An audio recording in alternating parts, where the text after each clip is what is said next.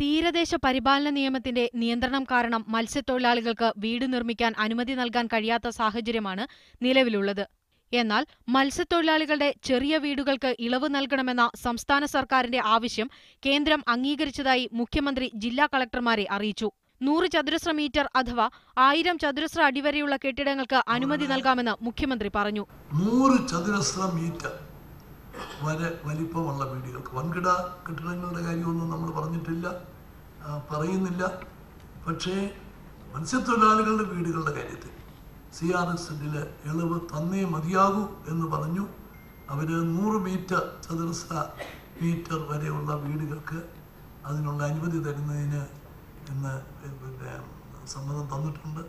1977 മുമ്പുള്ള വനഭൂമിയിൽ കൃഷി ഇറക്കിയവർക്ക് പട്ടയം നൽകാൻ നിയമതടസ്സം ഉണ്ടായിരുന്നു. കൃഷിഭൂമിയെ ESI പരിധിയിൽ നിന്ന് ഒഴിവാക്കിയ സാഹചര്യത്തിൽ ഇനി ഇവർക്ക് പട്ടയം നൽകാമെന്നും മുഖ്യമന്ത്രി പറഞ്ഞു.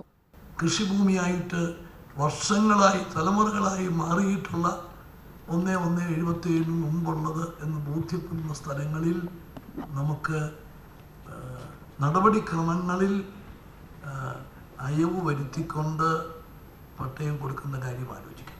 ESI പരിധിയിൽ നിന്ന് ഒഴിവാക്കിയ റവന്യൂ ഭൂമിക്ക് പട്ടയം നൽകാനുള്ള നടപടികൾ വേഗത്തിലാക്കാമെന്ന നിർദ്ദേശമാണ് മുഖ്യമന്ത്രി ജില്ലാ കളക്ടർക്ക് നൽകിയത്. മീഡിയ 1 തിരുവനന്തപുരം.